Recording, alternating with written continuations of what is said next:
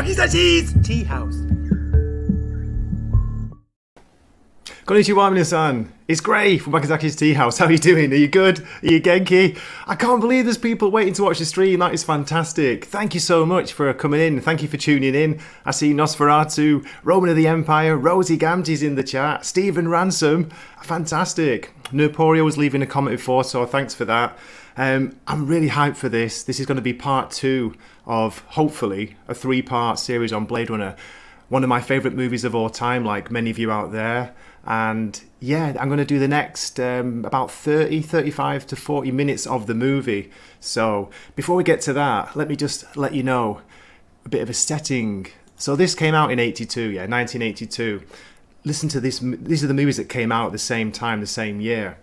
We had, here we go, Conan the Barbarian, Rocky 3, Poltergeist, Star Trek II, The Wrath of Khan, Tron, An Officer and a Gentleman. Not sure about that one. Friday the 13th Part 3, many more, and most importantly, John Carpenter's The Thing, which came out the same weekend as Blade Runner. Now, as we know, Blade Runner and The Thing didn't do very well at the time. They were kind of in the shadow of Spielberg's E.T., which was apparently about halfway through its insane run at the top of the box office during that year. So what a year! What a fantastic year for movies.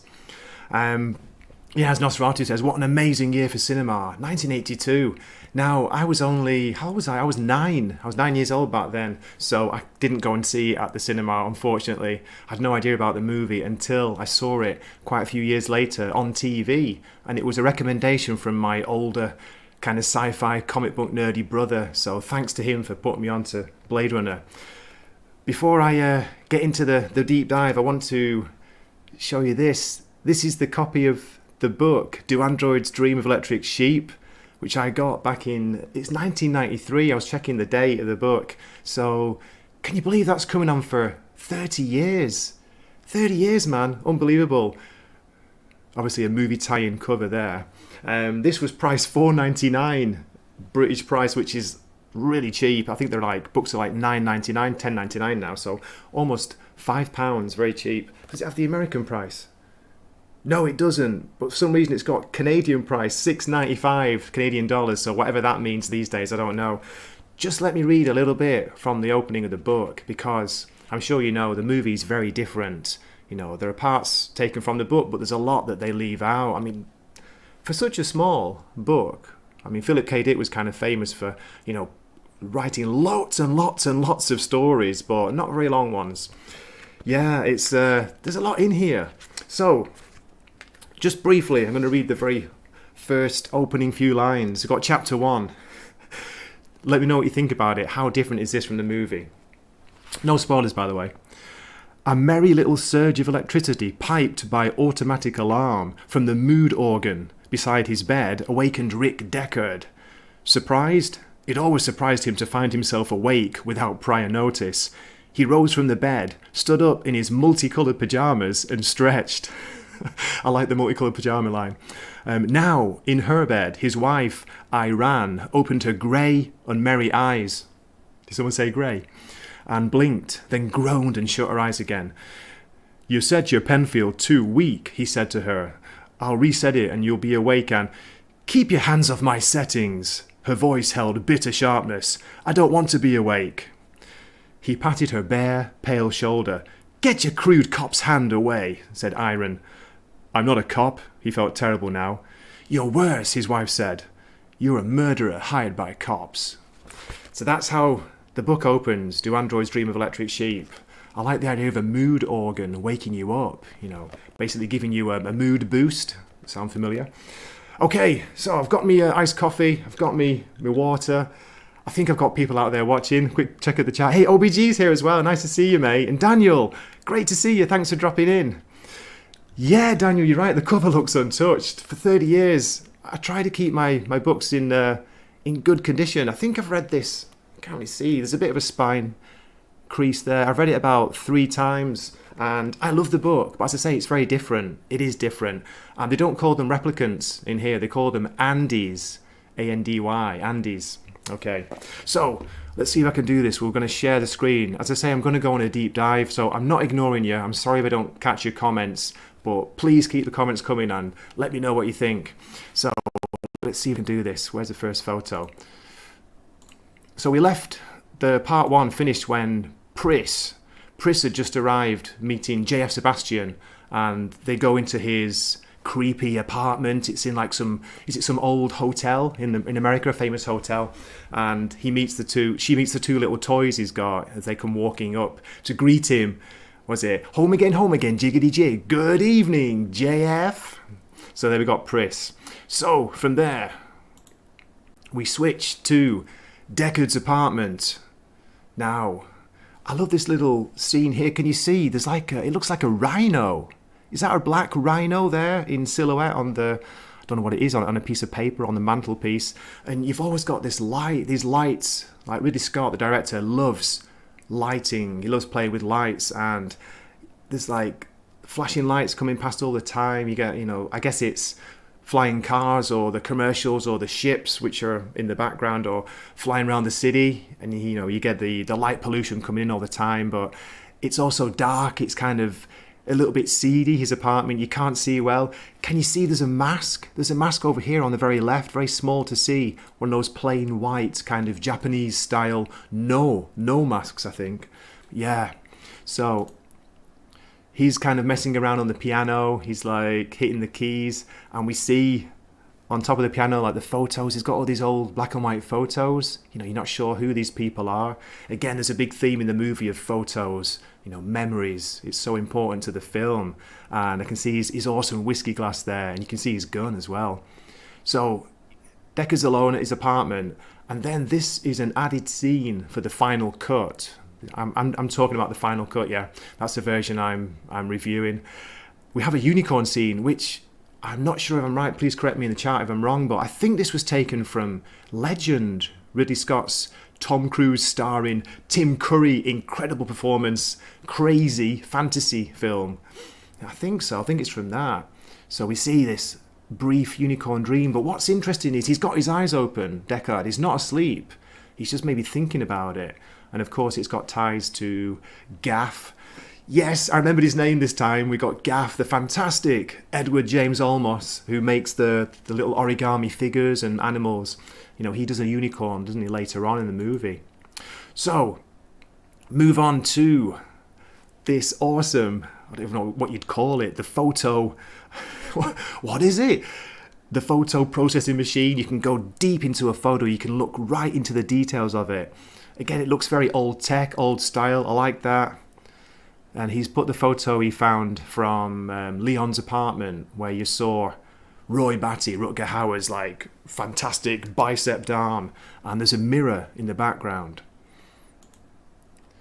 Again, I'm going to comment on my things going on in the background. You can see the red neon sign there, something like maybe Citibank or something. There's always these lights in the background. There's always like kind of smoke. Can you see the bonsai tree there on just behind his sofa, and the bottle of whiskey, of course?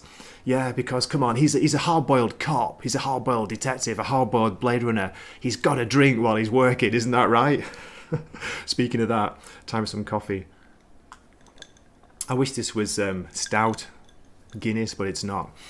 Okay, so Deckard's processing the photo, and he's going deep into it, zooming in, like shifting the angle, and you see in the mirror, I mean, it's crazy, it's impossible what he does in a way, but it's so cool. Even back then in 82, they made it look great, where he just goes right in and he's moving it's almost like another dimension. He's going to a new dimension here. And then we get our first view, main proper view of Zora, the snake dancing sexy woman, fantastic, who is one of the replicants, one of the escaped replicants. And again, you've got this callback to there's an old-fashioned feel to the photo, isn't there? Not just the colours, which of course are like sepia, the drained of the vibrancy, but something about her look. It just looks like it could have come out of the 1920s or something. Do you know what I mean? And you see the snake's scales here hanging from whatever the door, part of her costume. Let's just make sure this is actually showing. How we're doing. As Steve Ransom says, yeah, Gray will be solo for the first hour. Hopefully it won't be an hour. I'm going to try and go through this quite quickly, 30, 40 minutes, and then I'm going to throw the link into the chat and we can talk about this part of the movie. That sounds good.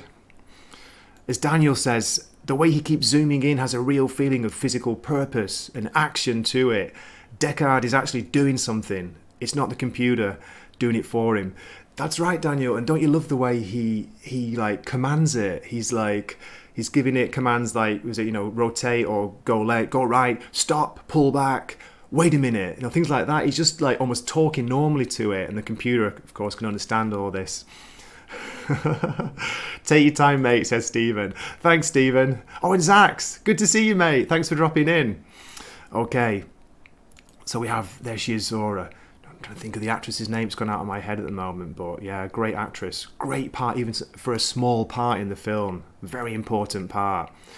And I'm going to do my best, ladies and gentlemen, not to use the word cool so much in this stream as like the same as last time. I was just like fanboying, geeking out over like, you know, oh, this is so cool, that's so cool. I'll try and increase my vocabulary and try and use some extra words if I can, but look at this scene. Here we've got the neon signs, a mix of Japanese, you've got the Chinese as well, kanjis there. It's so evocative of like that time. I don't know, we keep going back to a mix of past and future, which has, you know, this movie has in like, it's so much about it. I love this mix, but I tell you what, if there was a street like this in Japan, I'd be down there every night. I love this. Just the neon signs, just the colours. And of course the incessant rain. So, Deckard's gone to see about this scale he's found in Leon's apartment's shower. He picks up a scale and he thinks it's a fish scale. So he takes it to, this is a really old, at the time she was a Japanese actress. I don't think she was that famous, but she did star in quite a few American movies, foreign movies. So I always thought she was Chinese. I didn't realise, and I found out when I was researching the movie that she's a Japanese actress who was already old at the time. So she examines it. Again, we get this great look into, like, zooming into something. You get a almost microscopic view of the scale, and she reads off the maker's number on it. It's so great to see it broken down in to a cellular level. So she tells him, no, it's not fish, it's snake. A snake scale. So, and tells him to go and see the snake guy. Is it Abdul Al-Hassan or Hassan, something like that?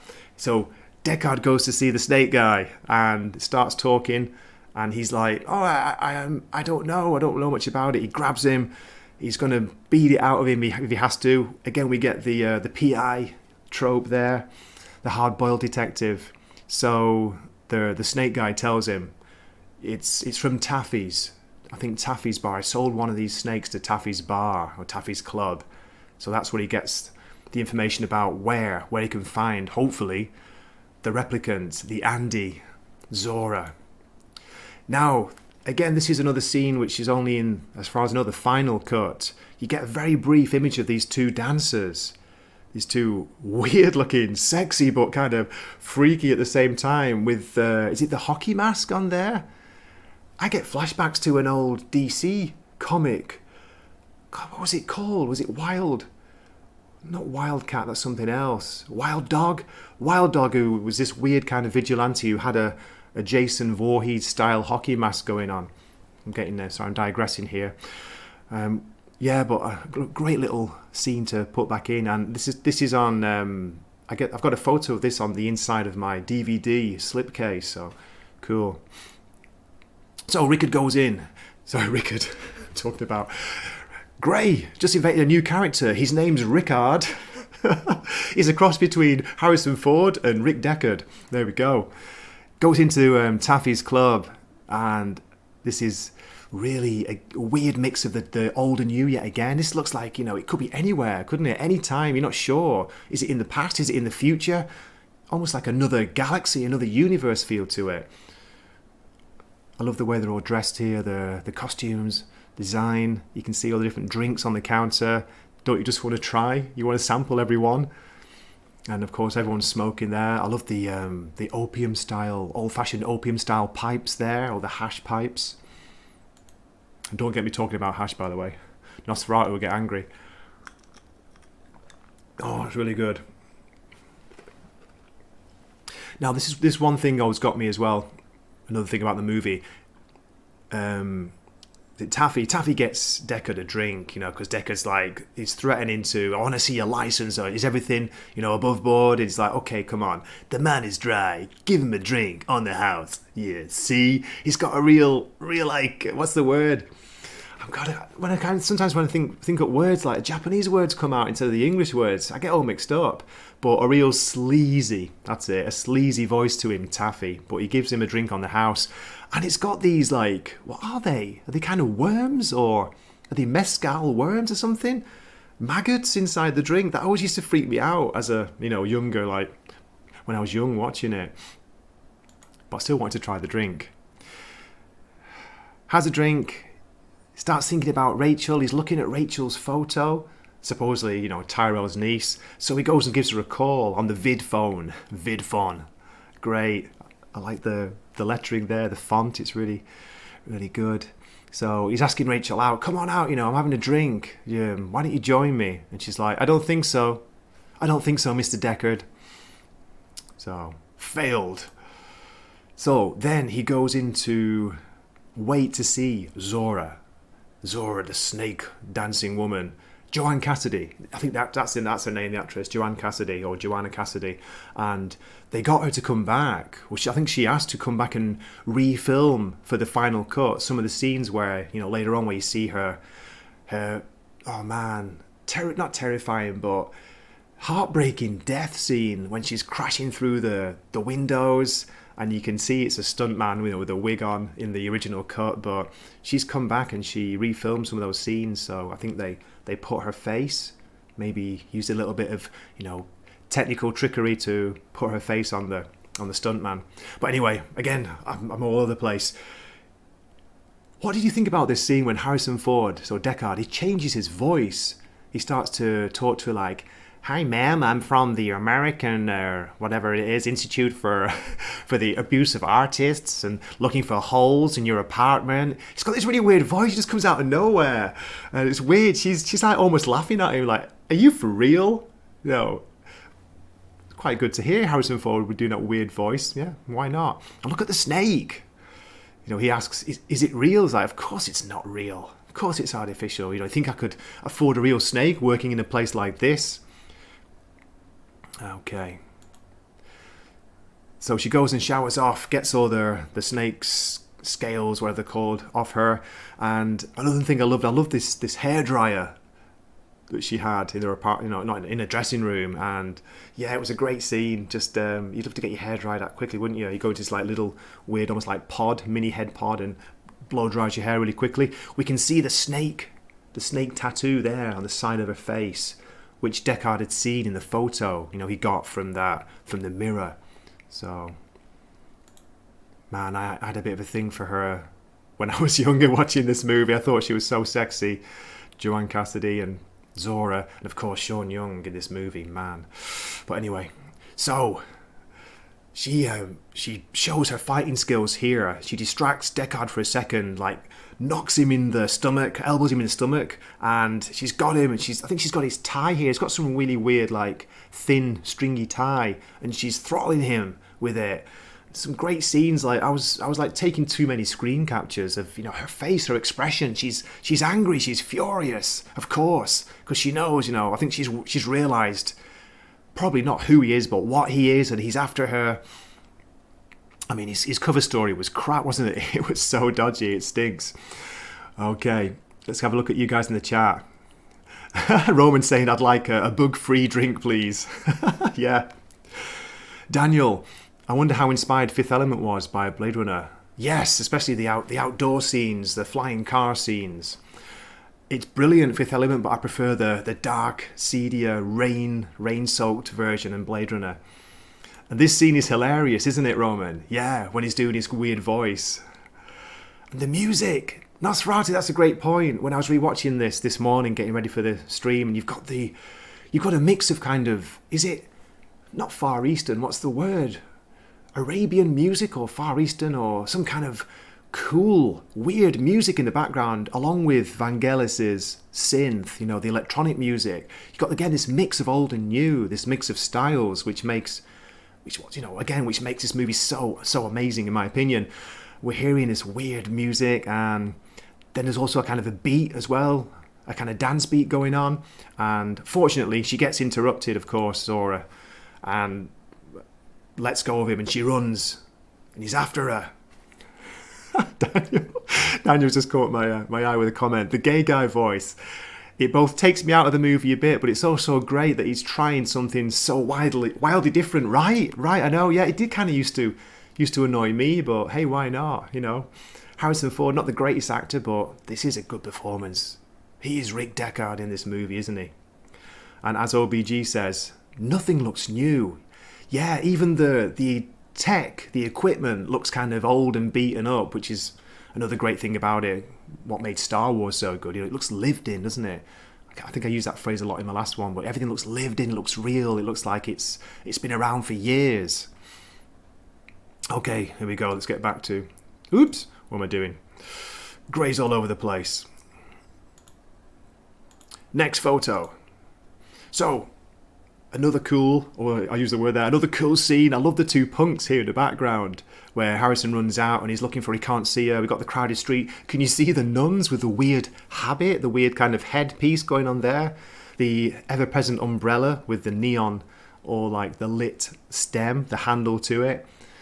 Just look at the outfits. Look at the mixes of the clothing, the hats, the taxi there. Oh man, this scene, it used to really not upset me, but I always felt like, almost heartbroken, because I liked her. I liked Zora in the part. I liked the actress, and even though she's only in it, as I said, for just a few minutes, not even that barely. See her shot in the back, gunned down from behind. It shows how ruthless Deckard is here. He's a Bladerunner. He's a murderer. He will kill. He's an assassin. There's no messing around here. There's no taking you in for questioning. He's got to retire her. Sad scene. Nah. I think they start playing the Blade Runner blues, don't they? As she's being shot and she's passing through the glass windows, breaking through, screaming. You don't hear her. You don't hear her voice. You hear the gunshots, which sound insane, don't they? It's like a huge explosion. It's like a boom. His gun is next level. It's deadly. So that music kicks in. I wish I could play the music. Curse YouTube for its crazy strictness with music. But the Blade Runner blues, oh man, that makes the scene even sadder, doesn't it? That's what breaks your heart. And you see her fall as she crashes through, and then on the floor, she's down, she's dead, surrounded by broken glass, and kind of point again to the beautiful use of the light, the reflections in the glass. It's Ridley Scott, man. I don't think he's ever bettered this movie, especially as a visual, as a visual part of it. Visual and oral treat, a delight, a mix, an absolute genius level of mixing visuals and audio to make a masterpiece. There we go. I've done it. I finally got my little nerdgasm out. Take a quick sip of coffee. But you see what I mean? You can see the neon signs reflected, the reflections on her weird, clear kind of cape or covering, the blood there. Sad scene. Okay, let's move on. And then, of course, we see in the background, we get a second view of Leon. Leon's watching. He's seen this go down. He's seen Deckard, murder his colleague, maybe his friend, I don't know. And you know what's going to happen next. And the lighting, I've just been talking about it. Look at this, a beautiful use of the red here. Reds and a little bit of purple, pink. Yeah, great scene. It's always changing. I've screen captured this, if I'd waited just a fraction of a second, it would have been a different colour. Always changing these colours, these lights, and the smoke and the mist in the background. So, Deckard's just taken Zora out and he's feeling bad. He goes to get a bottle of, not whiskey this time, I think he orders vodka. And we keep talking about this old classic style. Look at this shop, this like sake, this beer, this booze stall, whatever it is. Look at the owner. I don't know if she's the owner or what. Fantastic. Just weird design. The eyepiece. It just makes it, doesn't it? The eye patch, sorry. The eye patch is... And you've got this... Can you see the dragon on the right there? This kind of dragon, I don't know what it is. Is it like a drinking fountain? As OBG was saying, and as I'm sure you've all been talking about it, it looks old as well. It doesn't look new. Budweiser sign kind of half blocked out. And this music kicks in. The One More Kiss, Dear. That always used to... I don't know if I ever liked it when I was young, when I was a teenager. I didn't like that song on the album. I had a cassette tape copy of Vangelis' album, which wasn't an official release. I didn't know that until years later. There was problems with the rights apparently, and it didn't get an official release for years. The soundtrack, Vangelis' soundtrack. But anyway, One More Kiss, Dear comes in. This really old-fashioned song starts playing. Again, it's supposed to be, was it 2019? But it's weird, isn't it? It could be any time, any place. Oh, iconic. What a fantastic look to him. Gaff. The one and only, the incredible Edward James Olmos in a very small role again, but iconic role, don't you think? I had no idea who he was when I saw this movie. And ever since I saw it, I always looked out for him in other things, but I love his hat. Love his trimmed moustache and beard. The collar of his shirt, the design. What a great outfit and what a great character. And he's really annoying, isn't he? He hits Deckard on the shoulder with his like cane, the head of his cane, his walking cane. Bryant wants to see her. And then we get the fantastic Bryant, the sleaze bag himself. Oh man, I'm trying to remember the quotes. I should have written things down, but you know what I'm like. I'm not the most prepared streamer, and I often suffer from stream brain. I'll lose words in the middle of streams and forget people's names. But anyway, what is it he says? He says something like, I'm paraphrasing, but he's saying to Gaff, you could learn something from this guy. He's a one-man slaughterhouse, something like that, a one-man walking slaughterhouse. It's another great little line in the movie. Have a drink for me, Rick. Have one for me, mate. So they leave, and Deckard's walking away, walking through the streets. Bang! Leon grabs him from behind. How old am I? How long do I live? My inception date, was it 2017? How long do I live? It says there in Japanese, in hiragana, it says, Ore wa ikutsu. Ori is a term for I, for myself, I. How old am I? That's what he's asking. That's what they translated it as. And this scene is so fast. I did my best to try and capture this. Deckard pulls out his gun and Leon, bang, he hits it. He knocks it out of his hand. He's so fast, you almost don't even see it. I managed to get this and then, boom, it's gone. Can you see it there? He punches it out of his hand. The gun goes flying. I was surprised Deckard even got to draw, because Leon's fast, man. He's fast, he's strong, he's powerful. How long do I live? 4 years. More than you. And then he's got Deckard, he's punched him, and he goes to poke him in the eyes, poke his eyes out. Time to die. And just as he says that, you see his forehead kind of, a weird blood circle appears on his forehead. Boom! Rachel, just in time, shot him from behind. Blew his poor replicant brains out. A weird scene. Look at her there. She looks like she knows what she's doing. Look how she's holding the gun. Pretty impressive. Is that for a first time shot, I would guess. Okay, let me get back to you guys in the chat for a sec. How's it going? Do we sound okay? Are we alright? OBG's asking, why does Gaff have blue eyes? What was the reason behind it? Just amazing details for the sake of expanding the setting. Exactly, mate. And yeah, it makes him look even more striking, doesn't it? Those light blue eyes really just cements the look, the scene. I don't know why. Shield Wall of Dragons, nice to see you, mate. Shield Wall says, I always thought he had cyber eyes, like they were not natural eyes. Maybe they were augmented. Yeah, maybe they were. That's a good point. Good observation. And as I've been talking about, yeah, Shield Wall is saying the whole cop theme of the movies feels like a 1940s PI genre. It does, doesn't it? There's so many throwbacks to the 40s. 20s, 30s, 40s. So cool. Okay, mate, Prophet, no worries. I know, I didn't realise you were doing a stream, mate, at the same time. You have a good stream. Hope you enjoy it. Have a good time with your son. Nice to see you, Steve. Thanks for dropping in. Daniel saying, such a noir moment. Look at how she's dressed and terrified and shows up just at the right moment in the rain. Exactly, man. Exactly. You've summed it up perfectly. Wow, you've got the rain. It has to be the rain, isn't it? And her fur coat. Should I go back to it? So I'm talking about. Look at this. If you didn't know this was Bladerunner, what? Well, maybe looking at the gun. If you'd never seen the movie before, you had no knowledge of it. What setting, what period would you say this is? The femme fatale showing up just in time to help out, the protagonist, the lead character. One of those weird trucks on the side there, which Deckard had just been thrown into by Leon. Very violent scene. It's so good. So they go back to Deckard's apartment. The worlds are colliding, says Roman. Yeah, they are. The worlds are colliding. If you've been talking about Neuromancer, I know Stephen and Nosferatu. It's one of my favourite books as well. I've done a review. I've got 2 or 3 reviews on my WordPress blog about Neuromancer. Absolutely love that book. It's got faults. You can tell it's a first novel by Gibson, but it's fantastic. Yeah, I love that novel. Worlds colliding.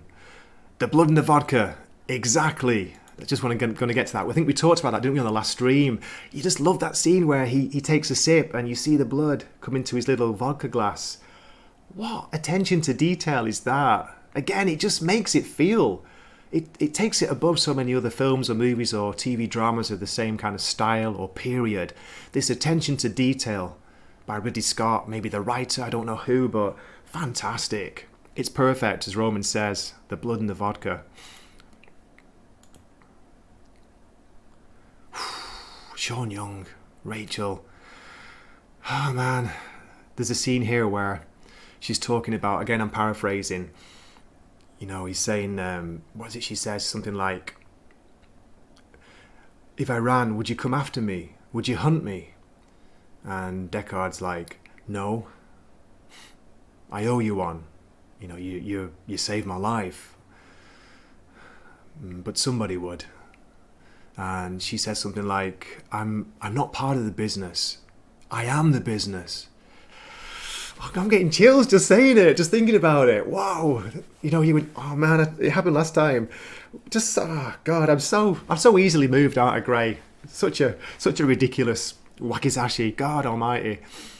Tears in my eyes as well. It's ridiculous. It's just a movie. I've been feeling a bit emotional ever since the big night out I had on Saturday night. Oh dear. Anyway, less about that. Let's keep it on the stream. And we see another great scene where Deckard's washing himself in the sink and the blood's coming out of his mouth. He looks hurt. He's injured. He's been not beaten to a pulp, but it looks real again. You don't see that, do you? That much these days. In modern superhero, dare I say, movies where people are being punched to oblivion and they don't even show any sign of it. There's no bruising, there's no blood, there's nothing there. They don't look beaten up. Going back to the eyes here, they've got the replicant look, the effect, which apparently they pulled off with shining some kind of lamp into the actress or the actor's eyes, and you see this beautiful, weird, ethereal, like shining white light in her eyes. That's what they did to try and show a difference, because you can't tell who the replicants are. You've no idea. They more human than human was the Tyrell Corporation's motto, giving them memories, making them develop their own emotions over time. Incredible. So they built in the fail-safe device, a 4-year lifespan. 4 years. The light that burns twice as bright burns half as long, and you have burned so very brightly, Roy, but I'm getting ahead of myself. That's going to be in the final part. I'm fanboying out over Sean Young now. Look at this. I had to just get another image of her, not for the eyes, but the lipstick, the lips. Beautiful, pale skin. Look at her nose. Wow, it's such a beautiful shape.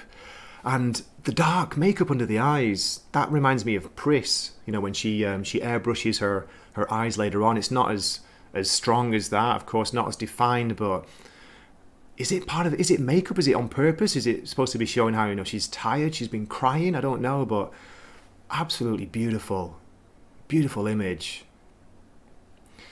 I think I was in the last stream, maybe it was a comment Nosferatu was saying he prefers it when she lets her hair down, which I've got a photo of in a minute, but wow. So, ladies and gentlemen, we're getting close to the end. I'm near the end of my photo. Wow, it's photo number 34.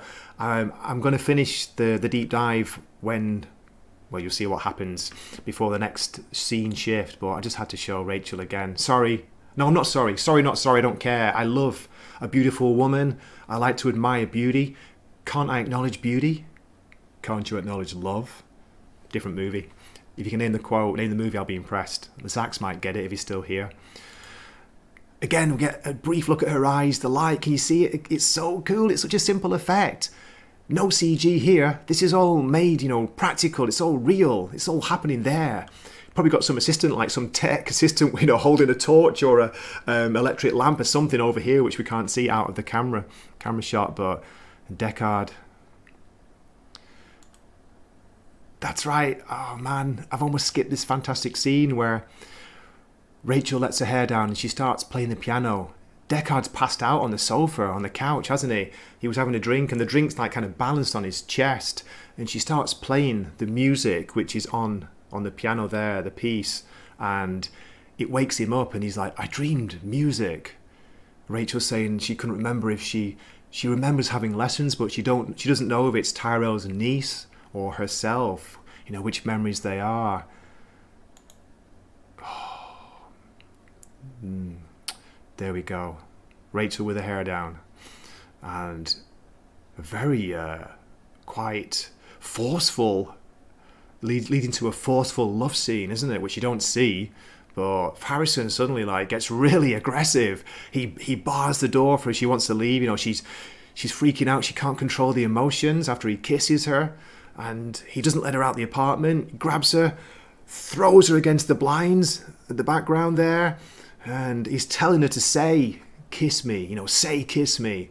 Say, I want you. Ay, man, can you imagine that being made these days? No chance, is there?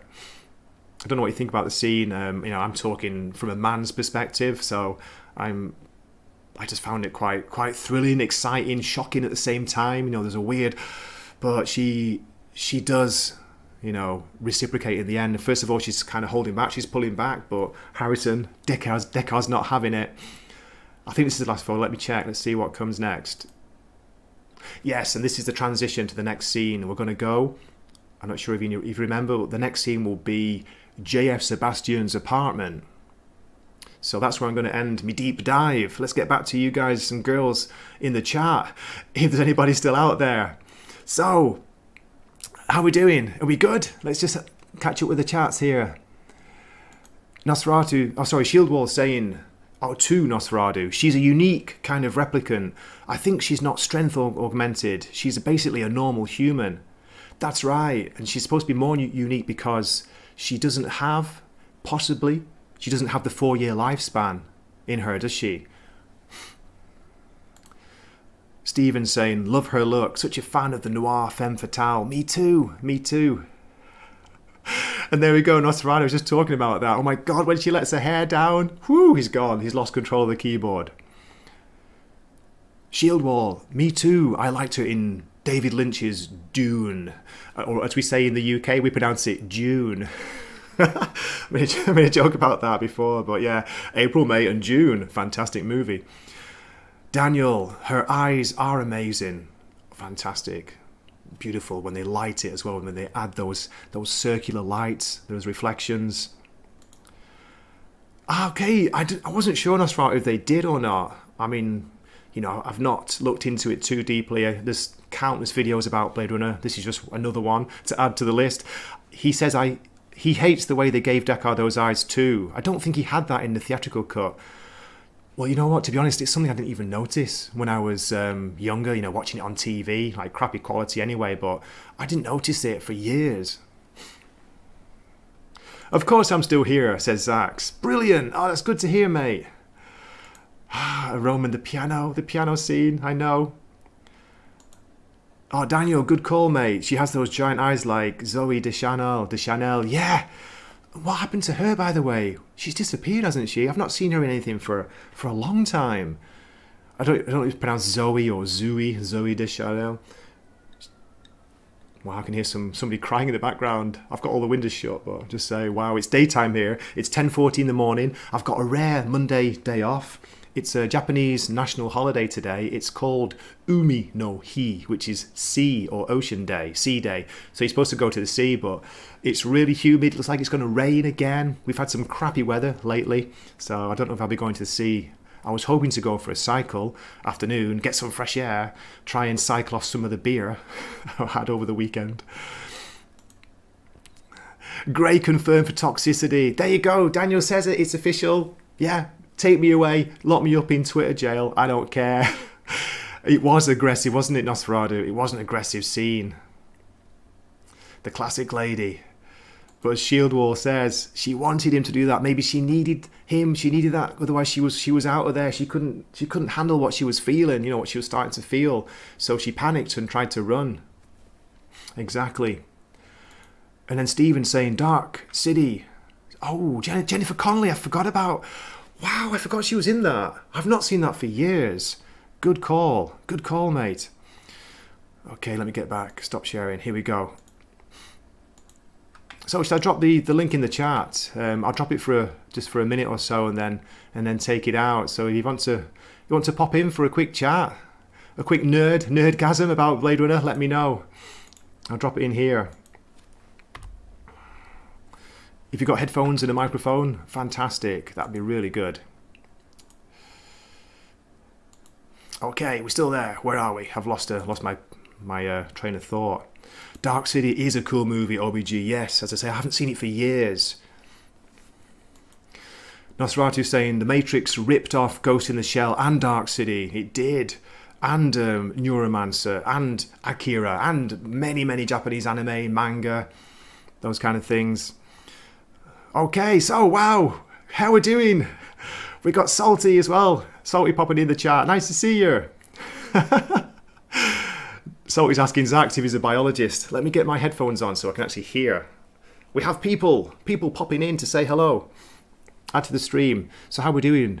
Okay, 43 minutes. I made it. I didn't go for an hour. I was glad about that. I didn't want to go too long. Roman of the Empire and OBG70 and Stephen Ransom. Hello, Roman. How are you? Hello, Gray. Thank you for having me on. That was fantastic once again. Oh, I'm glad you enjoyed it. Thank you. I love talking about Blade Runner. As you can see, I can talk about it all day. It's an easy movie to discuss for a great long time. It is. And we have, Roman, we have OBG70 popping in as well with a fantastic new, I think, avatar. How are you doing, OBG? I can't hear you at the moment. Can you hear him, Roman? I cannot. No. Sorry, mate, we can't hear you for a second. Let me add Stephen as well. Stephen Ransom is coming in. Great to see you, Stephen. Hey, Stephen. Good to see you again, brother. How are you, sirs? How am I sounding? You sound great. Okay. I would say sexy. Not as good as Harrison Ford doing the gay voice, but still pretty good. I tell you. Wait, what was the timing on that? Did Big Trouble in Little China happen after that? Oh, God, yes. I need to double check that. I think so, yeah. It wasn't 82, was it? No, I had Big a list Trouble in before. Little China was... That's down the road. That's a 90s film. No, I think it's 80... Oh, is it? Is it 90s? Wow. Let's do a quick Google. We can check. Doesn't he do the same bit when he comes in to repair He actually the does telephone? a very similar bit. You're right. 1986. Wow. 86? Yeah, I thought it was 80s. I wasn't sure, though. Yeah, the Damn, 80s my is old just brain. swollen. OBG, we Yes, I'm can't here. hear you. I'm here. You made a nice one. How you doing, mate? I usually have to have voice mod turned on to direct the sound to the mic. So, yeah, my favorite movie. It is. I've always argued my favorite movie of all time, and for all the reasons you're discussing. So it's great because we're on the same page.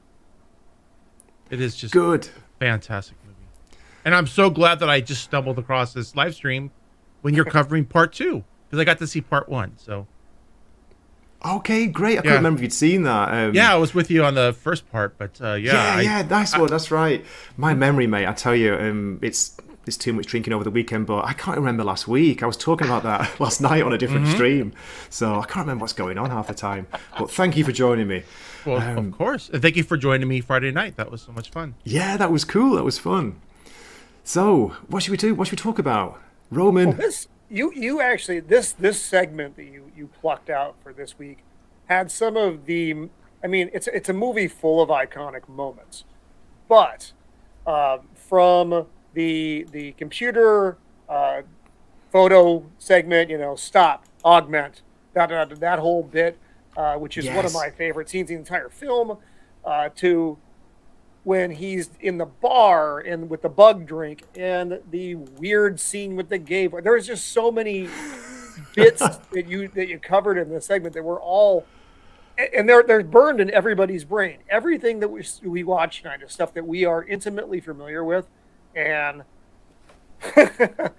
and why those elements work so well is, and it was brought up in the chat quite a bit, was Ridley Scott's attention to detail in all those scenes is what made them as good as they were. They could have just been blown over, no big deal, sterile scenes, but they're not.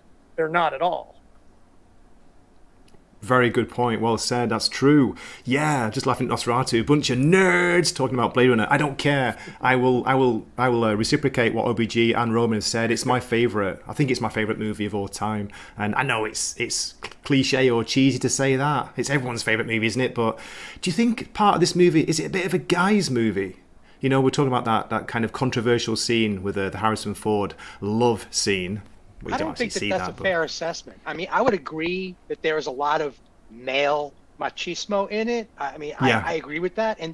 And the aesthetic of the noir trickles over into the same thing that Hong Kong action films and Hong Kong crime dramas play those same tropes too. Guy in a suit, his hair is slick, he's got a job to do, nothing's going to stop him. I mean, it's cowboy meets 1920s, 1940s kind of aesthetics. But every single reaction I have seen to this film by a female reaction channel, it's just too pretty to pass the female gaze. They love this movie. The aesthetics, the drama, the romance, the jeopardy, the circumstances, everything about it, the odd music, the lighting, the architecture, every single one of the characters. You got how many female characters in this movie? And none of them are similar. They're all totally different from each other. The main three, aren't there? There's Rachel, there's Pris, and there's Zora as the main three. They're the first ones that jump to mind. Yeah. Yeah. But even the woman behind the bar and... Yeah, so cool. I mean, with there the are so iPad. many of these interesting, eclectic characters that it just becomes... I don't want to use the word genderless without it meaning something contemporary, but it is. The whole film is like without gender. I mean, it's very contemporary for its age. As Nosferatu's saying, there's some pretty strong female characters, as you just said, so I'm sure that women would enjoy that element. And as Stephen just said, it's so beautiful to look at. And I find it a very emotional movie. Don't know about you guys, but that's what kind of left me cold about the 2049, the sequel. I didn't feel that like I felt this. Yeah, that was a very sterile film. And Stephen, you brought up a really good point. There is definitely a weight in these scenes. You feel the sense of consequence that you mentioned between what's going down with Rachel when Deckard's getting his ass handed to him by Leon. That was a scary scene, and it looked like a very painful scene. When Zora's going through the glass, there was a weight to every one of those scenes. Yep. And what's crazy is that the camera's not flying around. There isn't 1,000 CGI visual effects floating through the image. It's all grounded. It's literally 3 or 4 shot setups. Yeah. Nothing is visually actually happening, but it's so visceral because it's so grounded. Everything that does happen is happening. You know what I mean? No, absolutely. Yeah, it's no shaky cam, and it's a very organic feel for the viewer. Yeah, I mean they're not having handcuff fights on one of the skiffs like they did in Star Trek, right? It's in the street. It's raining out. We can see the raindrops hitting his gun in shot. It's like it's so real and organic. I brought up in the chat that when Zora finally falls, all of the reflections in the glass are actual reflections in the glass, in the broken glass. I'm talking about that. Yeah, I love that. It's not faked. It's that really detail. there. Yeah. Great to see. Daniel's here. Daniel's popping as well. Thank you for coming in. Hey guys, I've never done one of these, but that moment, Gray, when you got all emotionally worked up and had the chills, I'm the exact same way. So I just really enjoyed that. Oh, that's good to hear. It's not just me, is it? Thank God for that. I get worked up like movie scores, and if I recount a scene, I'll get like emotionally. Absolutely. I agree with what you guys are saying. Like this movie, guys like having a bit of drama and relationship and personal stories happening too, but we want to have some action and see some interesting physical things going on. And this world has so much technicality to it, and it's just got that perfect balance. So it's a good guy feel good movie in terms of emotional investment on top of the techie stuff that gets us all so interested. Great points. OBG, how about you? What is it that you particularly love about the movie? I mean, it's hard to break it down into small things, isn't it? Yeah, I said in chat earlier, it's like lightning in a bottle. They capture the perfect score, perfect lighting, the perfect aesthetic. I mean, the actors are all right on point. There's in every movie, there's always something I would change that or I would do that differently. And this one, I'm taking notes. Everything is A++, 10 out of 10. This is how you make a movie. Mm-hmm. And I consider it it's a learning. You're going to school. Yeah, you're going to school. You're learning. Okay, this is how you do it. Ridley Scott is a damn genius. And there's nothing specific. There's not one scene that is better than the others. I'm in awe of the whole thing. Every single scene. I'm looking at all the background details. I'm looking at how they did certain shots. It feels like a real world lived in, like you said so many times. Yeah. The actors they do not kick me out because I'm invested, and they all are excellent actors. I mean, I love everything, like every scene. So I can't really answer your question like the way you want me to. It's just beautiful. That's a great answer. That's a great answer. And Nosferatu's got a good comment here, which we've just been talking about. It's the detail, as you said, and the music that form that perfect marriage of empathy. You really put yourself in this world and these people's shoes. But it was a flop. It was a flop when it came out, which makes it staggering to me now, doesn't it? When we see it these days. Come on, that damn. I think the audience. Go ahead. Sorry. No, okay. Whoever was just about to say. Yeah, I was going to say, I think the audience they were being steered toward a different type of action movie to consider the years that this was made. You had, Stallone making movies and Arnold Schwarzenegger movies, and you had all of these like action things that were coming up, and it was a different kind of a movie. This is more slow paced, more story driven. More, they say noir, the darkness, the moodiness. They weren't ready for that. It's like, do I want to go see somebody shoot this guy this time is going to shoot 78 people. The last guy shot only 64 people. So I want to go see. And that's how it was back then. I remember that. Right. And so this movie wasn't something I would have went and saw. This is something I saw afterwards when it was out on VHS. And you're starving for content. So you go to the the Blockbuster Video or the Hollywood Video or the mom and pop video rental place, and you're just looking for anything that's still left on the shelf.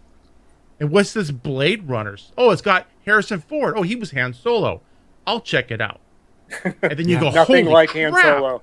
Holy crap, this is a great movie. If this had come out in the 40s or the 50s, it probably would have been a smash success with audiences back then who could appreciate a slower movie. Yeah.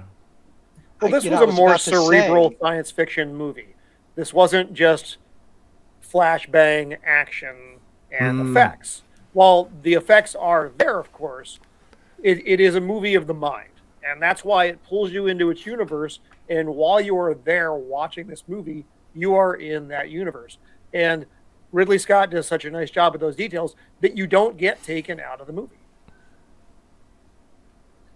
Yeah, I was about to say that just off the top of my list, here's a short list of films that flopped at their box office origin. Wizard of Oz, It's a Wonderful Life, Ooh. The Thing. Yes. And this. That's a very short list just off the top of my head. But the number of films that failed to reach their box office and yet gained mega popularity in the video market or in the TV marketplace, became classic cult films.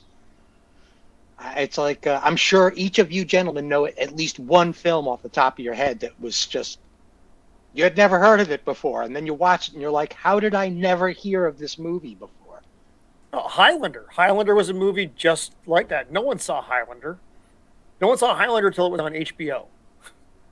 You're right. Really? I don't remember. No. I was just looking this up. Here's what was around the same time.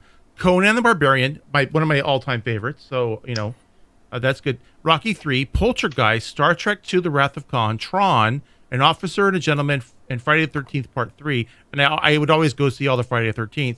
And the big one, or The Thing also, was at the same weekend. But the big one was E.T. And if you remember what a smash hit E.T. was, Steven Spielberg movie. I mean, there's no, you have the exact same article. Donnie Darko. Yeah, that's exactly what I'm reading right there. So, yeah. Okay, you got it. Donnie Darko.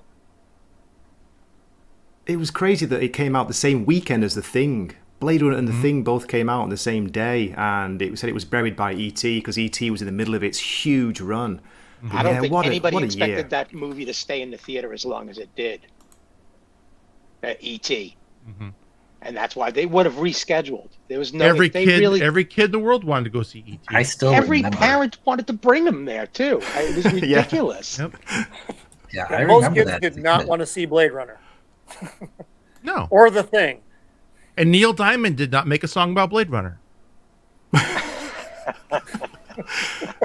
The OG Tron was great, says Shieldwall. Tron was Yes. out that year too, yeah. Crazy. That's hard to believe. That's amazing. Star Wars lit that fire. It was all because Empire Strikes Back, what came out either a few months before or a few months afterwards. And the Return of the Jedi was already on the slate filming in England at the time too. So yeah, they must that's have right. lit a huge fire under Hollywood with that. Harrison Ford at that time, the movies he was in, like so close together, as you just said, like, Blade Runner, Return of the Jedi was being filmed, Indiana Jones, the first one, sorry, Raiders of the Lost Ark, sorry. Unbelievable. What a career and what iconic movies to appear in. I was trying to notice in the still shots and remember how he must have been so much more invested in this movie, seeing as how he really didn't like Star Wars and the character of Han Solo.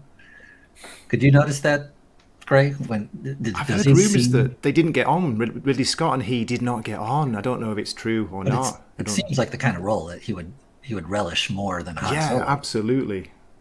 Much more than Star Wars, which he always takes the piss out of it, doesn't he? When he gets interviewed about it, like, oh, I don't want to talk about Star Wars.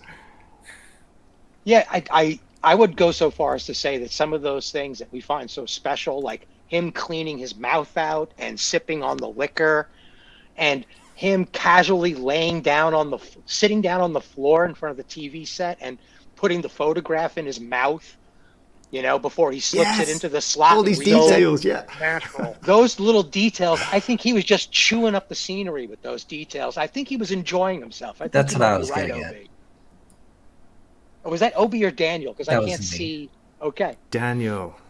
That's what I was getting at. I agree. I think he was enjoying this in that it was an actor's role more than Han Solo. I don't know if he saw that as an action kids movie or something. I don't know why he didn't like that character, but he's waving his pistol around. He's jumping around the scene with a guy in a gorilla suit. I mean, I can understand. Well, if you think about what was going on in Star Wars at the time. But there's one thing you guys are forgetting, and that is that between scenes, Harrison Ford and Carrie Fisher were hanging out in the trailer, having a really, really great time. So I don't know what his relationship was with his co-star there on Blade Runner, but I think he had a blast doing Star Wars because of that. Lucky man, I'm sure. Carrie Fisher, can you hang on to that slave outfit? Just bring it right on. Okay, cut. Yeah, okay, we're going over. Hey, come on with me.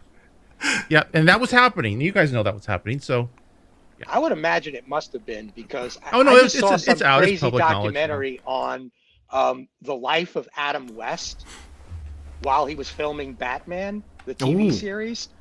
He was a wild man. He had girls lined up outside of his trailer, throwing daggers at each other because one got in front of him in the I'm like, you got to be kidding. I can't believe this was a movie set with people getting paid, chicks giving people their number at the gate, and he'd say, come around at about 6:00. And Jesus, what a friggin' scene that must have been.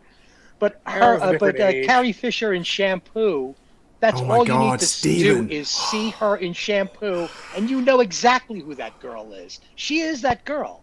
She was young then too, wasn't she? She was still young, I think. Shampoo was 15, 16 years old tops. Bloody hell. Sorry. One of the other things about the film that is so good is there are no wasted characters. From Bryant to Taffy, Gaff, J.F. Sebastian, all these characters, even the smaller characters, Tyrell himself, are, when you see them, they are important in the scene they are in, and they aren't just filler. There is no filler. Even like you say, they're very, very small scenes as well. Aren't they? Very short scenes, but they're so impactful. You can't forget it. Just address his comment in the chat from Shield Wall of Dragons. Very good comment. I think that decade saw the maturation of the baby boomers that were just getting the skill level and money to make those kinds of movies. Yeah, the 80s, I mean, we talk about it a lot, don't we? People get kind of lost in nostalgia, but it was a fantastic decade for movies and music, amongst other things. It's the pinnacle of movies. I don't think there was a better. Well, it was. You just look at 1982 and all the movies you listed off that came out that year, and then we look at 2022. Yeah. We get a movie, maybe two, and a lot of crickets around that, and it's just very sad. And that's not really even new. That's something that has been in the decline because Hollywood keeps producing things that people like us don't really want to see. It's a compounding problem, because the other part of that is you can't make a movie using practical effects and a low budget and just good actors and good writing. You have to have years of rendering out CGI, and it takes so long to make a movie now.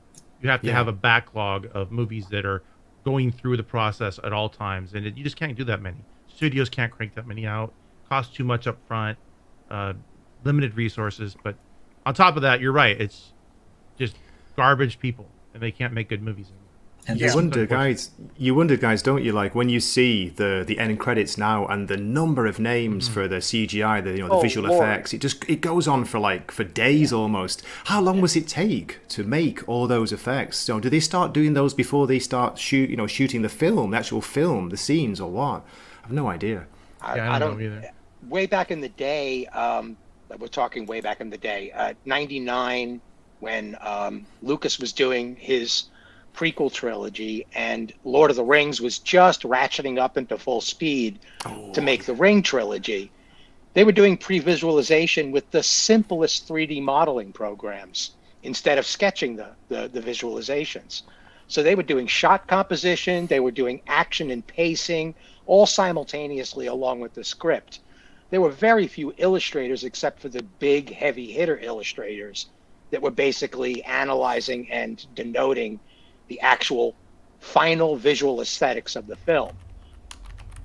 But in all fairness to the cinematic industries, we've been in this sort of slump before. The mid to late 50s, early 60s, they were starting to get a little full of themselves. The whole contract industry of the late 40s, early 50s was falling apart. A lot of actors and actresses were going independent. Studios weren't contracting people anymore because that became too expensive. And then by the late 1960s, you had 2001, you had The Godfather, you had Planet of the Apes blow everybody's expectations out of the water, and they had to redesign themselves all over again. And they had all just experienced Woodstock, which was a free concert that earned 5 times what it was supposed to earn in the first place. And it was nothing but a bunch of enthusiastic, sweating fans. So they were trying to figure out what was really going on anymore. And when they made even the most minor investment in these punks named Coppola, Lucas, and Spielberg, they got these insane results. So by the early 80s, they were like, whatever you say, dude, here's some money, just go have fun. Bring us a golden hit again, and that's how we got the 80s. It was an accident because they just misjudged their own industry. The investors took a risk and it paid off huge, and they expected it to keep paying off. And then something happened in the late 90s, the international marketplace, the Chinese, Hong Kong theater markets, European films started coming out again. And I think they panicked. They tightened up their wallets. The insurance companies got a little squeamish, and we got the early 2000s again. And we're still rolling that out. That's what's been missing for so long, is that experimentation. Yeah. And now with everything going on streaming, I mean, I don't even want to go to the movies. Me neither. I just don't want to go. Right. I went to see Maverick. Me too. Because Maverick, I wanted to support Maverick, but that's it. I haven't gone in 2 or 3 years. And Maverick, I wouldn't have gone if it wasn't for all the great feedback on YouTube from all the people that I trust. Me too. I wanted to see it on a big screen. Yeah, that's the one I did make an exception for. Go and see Maverick, and it was fantastic. But it did kind of tap into the old member berries, didn't it? It hit the nostalgia card. It played it beautifully. From the first second the movie opened. It did, but I think it did it better than actually the original film did, as far as the story it told, which is good. That's doing it well, as opposed and Ghostbusters Afterlife, I thought, did it well. I thought that was a very nice homage. Now, whatever the next Ghostbusters thing is probably going to be a steaming pile. It won't be as bad as Ghostbusters 2016 because almost nothing could be. But what you guys are talking about, a lot of the films of the 70s and then into the 80s, you had people who actually cared about their product then as well, and weren't just churning out the whatever and throwing it at the wall. They weren't agenda-driven films, which is another problem that we see in a lot of the movies, obviously, that come out now. Thor: Love and Thunder isn't doing very well in its second week, and there are reasons for that. And it's a big-budget film, but Taika didn't do anybody any favors. And one of the best things I've heard describing that film is it's a wasted cast, unlike Blade Runner, which is the exact opposite of that. It is a well-utilized cast.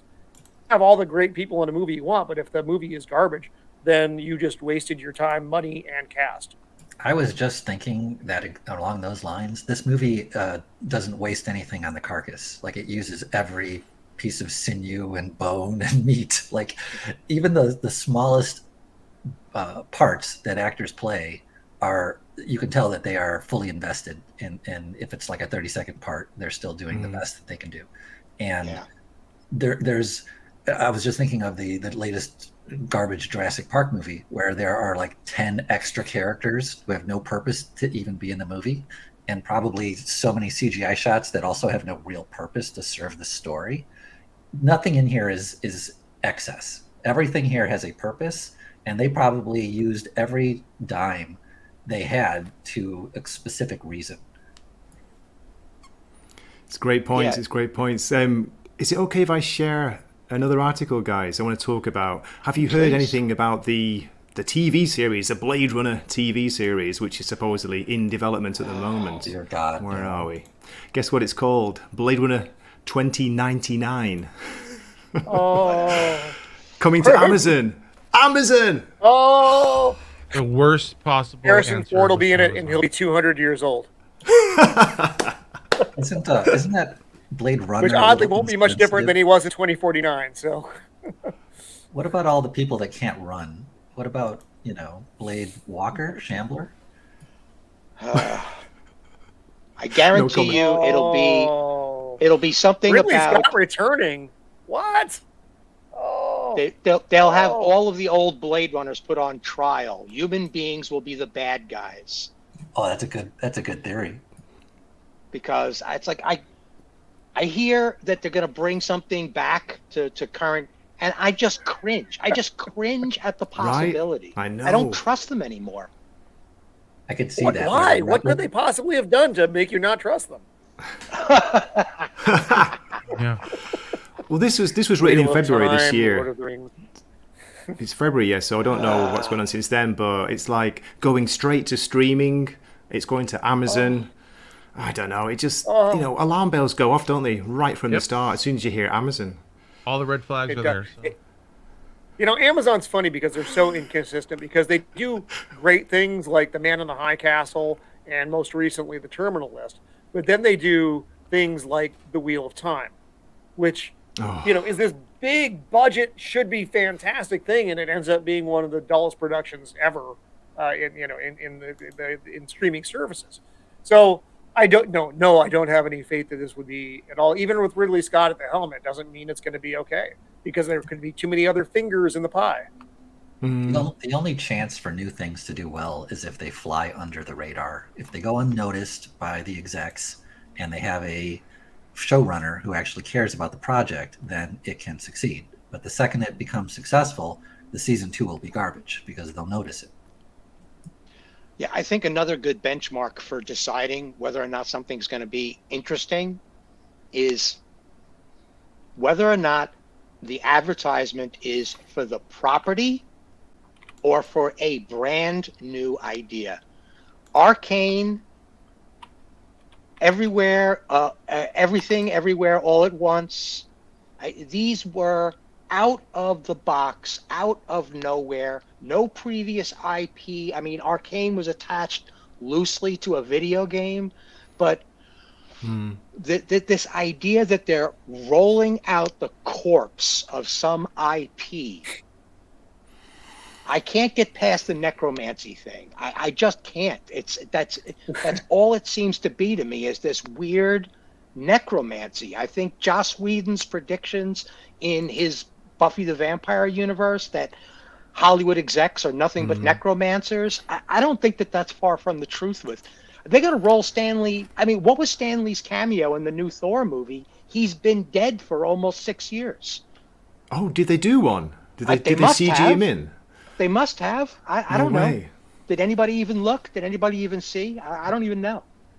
I didn't even bother with it. Did not watch. No, me too. Haven't bothered. I don't want to. I'm not interested.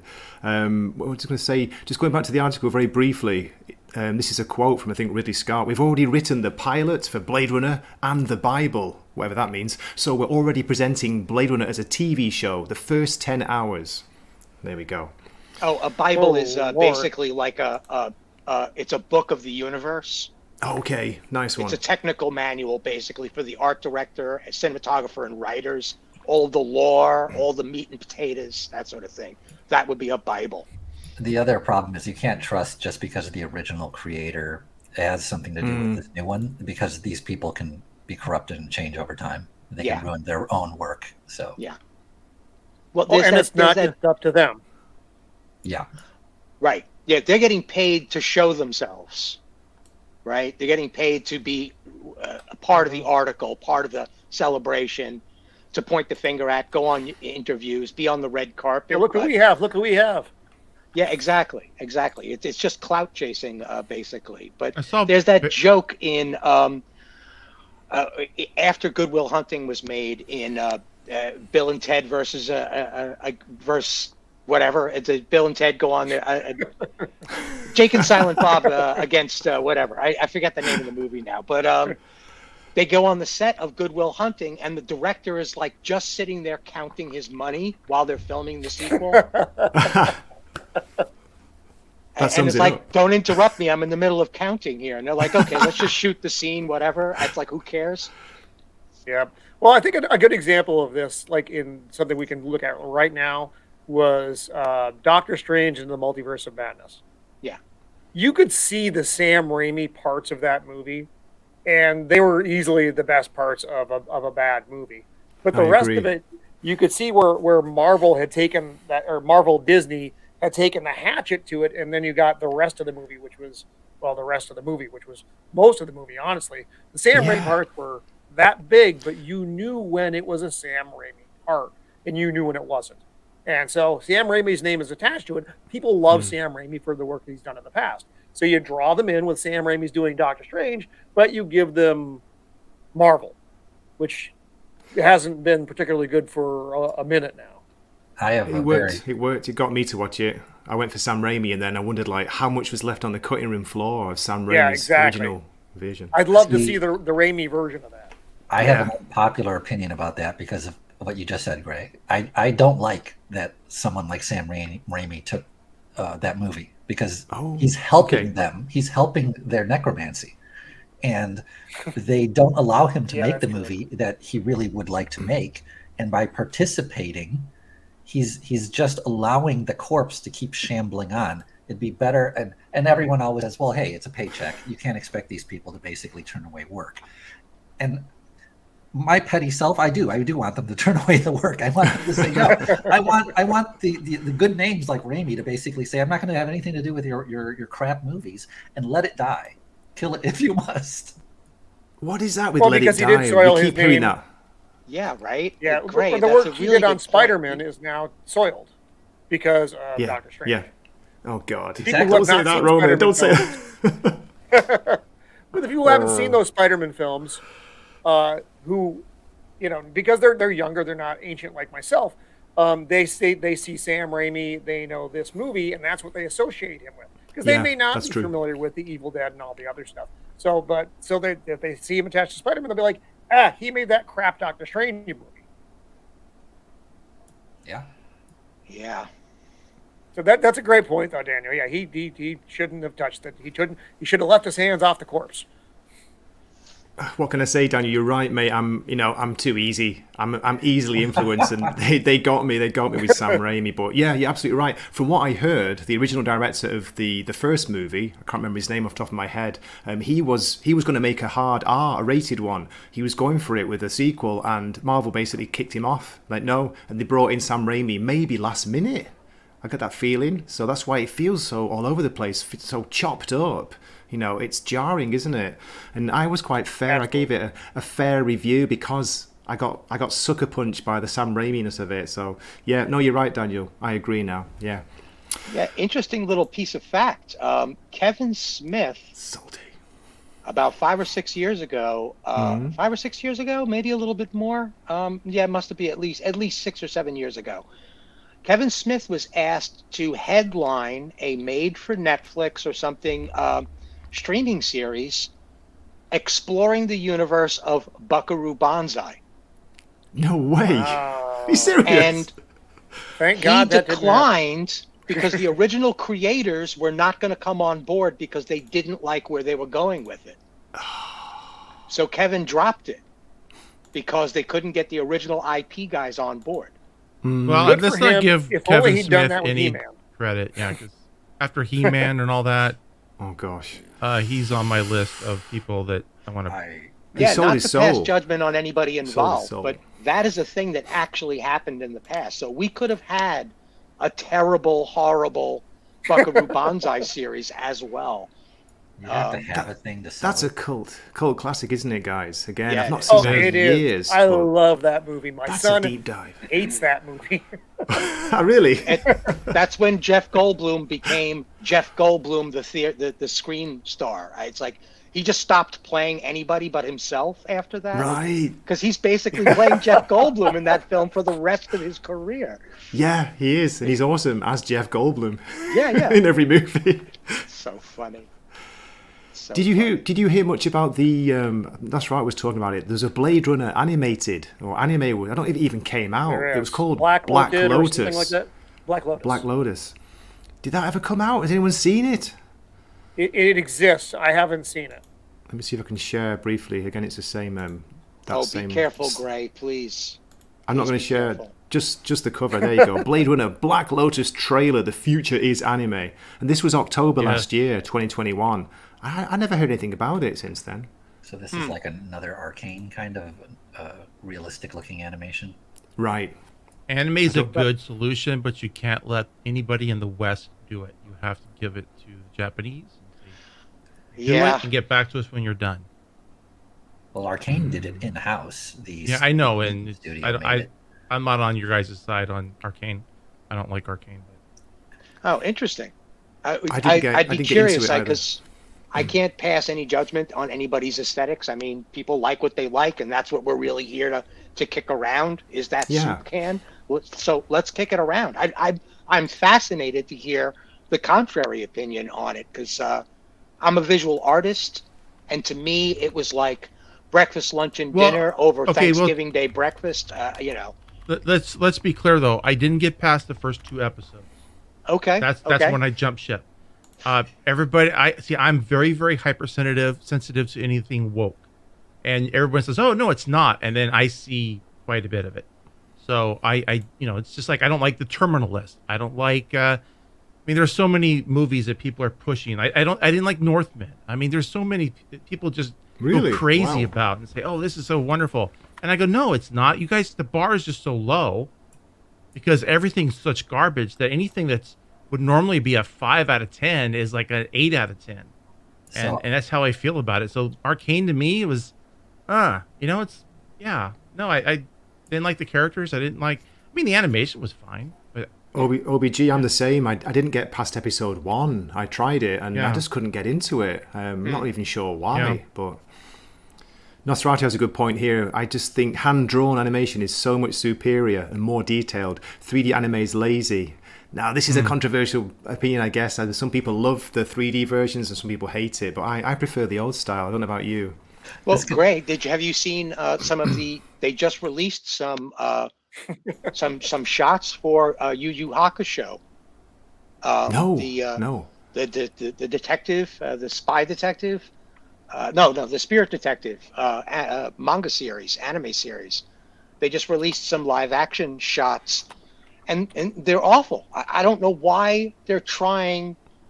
Anime, I'm sorry, anime cannot be translated into live action because it's 2D, it's super flat, and that works to its own advantage. Just like black and white noir, it's very difficult to do full color noir without it being mostly black and white anyway. It's terrible. The Flaccid Phoenix was just doing a review on it. They were just like, "What is this bullshit?" They just weren't having it, and they loved the series. You could tell that they watched the show when it was, on Cartoon Network and stuff like that. So, well, what kind of art would you say some of the newer anime is, like Your Name, which is I think more of a love story type of anime? It's anything. When I say super flat, I mean that the character's face is made up like, you remember the old Duran Duran album cover that was made by Nagel? Oh, yeah. I do not, but I do admit to loving Duran Duran. Me too. It was the album Rio. The album Rio, the Rio cover. No way. And it was painted by this guy named Nagel, and he would do what was referred to in the mid-'80s as super flat. It was basically, you could tell that it used to be a photograph, but the final image is basically made up of 2 or 3 colors at best. And anime does this really well. All their background looks almost photographic, right? All their props look nearly photographic, mostly CGI. a lot of their vehicles too. But their faces are basically 1 or 2 colors at best. And what that does is it allows the human mind to explore it without knowing it. So a much simpler vocabulary occurs. Yeah, there you go. Is that the image? That's the one. Yeah, I remember that now. Yes. I didn't know the artist's name. Wow, Stephen, look at you with a deep dive. Like I said, I was a visual artist. This was my high school years when this came out. I was in high school. This was the art style back then. We were trying to figure out how this was all supposed to work. Nobody wanted photographic anymore, and then CGI came along and really screwed everything up. As far as I'm concerned. The old Disney hand-drawn animators used to understand this as well as the Japanese anime artists, and it's kind of been lost now. It's called minimalism. Exactly, yeah. And what that allows the brain to do, like when you watch the Flintstones, you don't need to know that they're real. You just need to know that they're consistent. You need to have these specific key features that your brain can transform into a human face and body. And thank you, Gray. If you have those key elements, then it becomes a real face. And if you have like the Polar Express, kind of art I'm talking about there, Gray. Exactly that. You found it. Thank you. That's from Your Name, which I haven't actually seen yet, but it's supposed to be Weathering really with You is another one that I've seen recently. The reason you see how the characters are super flat. Yeah. The world is extremely believable, and the way light plays on the super flat characters sells that they're dimensional. But the art style doesn't sell that they're dimensional. You believe, you're convinced that they are. That's because an actual artist is drawing these, and if you take something like Polar Express, there's probably no artist involved. It's just let's make this character as close to a real person as possible, dimensionally. So do you remember, what is it, the Roughnecks or something like that? That was like a 3D. Yeah, I remember that show. What was that 3D? Would you consider that the 3D part of it? That was 3D animated. It wasn't motion captured like Polar Express was. Polar Express was almost entirely mocap. Well, that kind of proves it right there. You're just transforming people into digital objects mechanically. There's no art to that. The artist is the person who's deciding which features, which lines to draw. Like you said, with the super flat artwork where you're just having a face with just a few lines, that takes a human mind. That takes the artist's expressive ability to create that. And it's not lazy. Yeah, it's not lazy. They actually have to put a lot of time into that. Well, there's something about the negative space of the image. But there's this moment in film history where there's this sequence. It's about a 10-second sequence of a guy just looking into the mirror, right? The whole film is nothing but this guy looking into the mirror. And the director intercut it with an image of a child playing outside, then he's looking in the mirror, then an image of a car passing by, then he's looking in the mirror. And the audience was interviewed afterwards, and what the experiment revealed was that the audience would extrapolate what he was thinking about because of the intercut image. But the actor wasn't thinking about any of this at the time. Mm-hmm. So you need that empty, vacuous space for the audience to interpret what's going on. If you interpret too much for the audience, they're like, why am I even here watching this thing anymore? You're basically feeding me a meal like I got my hands tied behind my back. And I think that's what happens with some of this CGI work, is that we're just like, yeah, it looks great, but I don't feel anything at all. I'm not doing any of the busy work. Yeah. Hey, Gray, do you have a prediction on how many more parts of Blade Runner you're gonna be doing?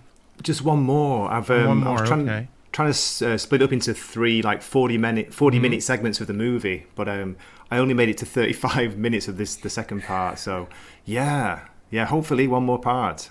But good idea, OBG, by the way. Thanks for the shout out in the private chat. That should maybe clip it out and release it as like. That is a Zach Salty idea I learned from them, which I've never done, but that's what they do, and it's a good idea. So, yeah, but maybe talking a little bit more about the actual topic here, which was... Yeah, sorry. No. We wandered. Yeah, we wandered quite... You're Never wandering off apologize. topic? How? This is live streaming. Yeah, it's live streaming. Does anyone want to, over what we've covered so far, maybe in the first 2 episodes of his Blade Runner coverage, any favorite scenes? Any favorite exchanges between 2 people?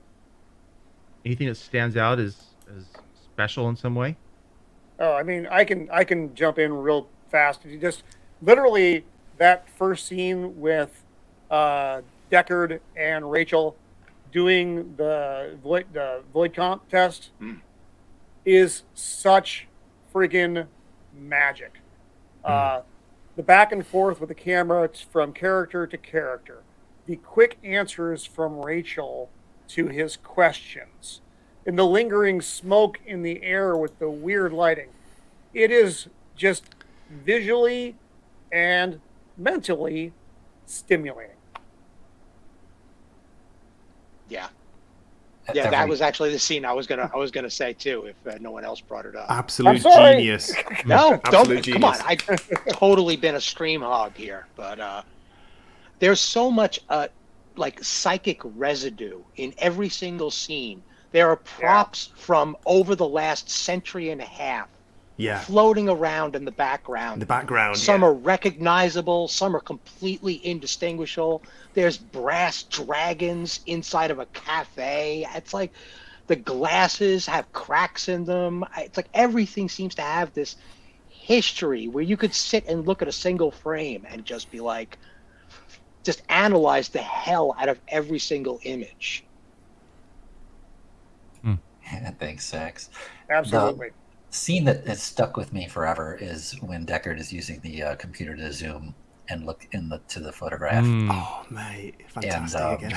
Yeah, but any time that Deckard and Rachel are on scene in a scene together is magical in this movie. OBG? Oh, I'll go. Sure.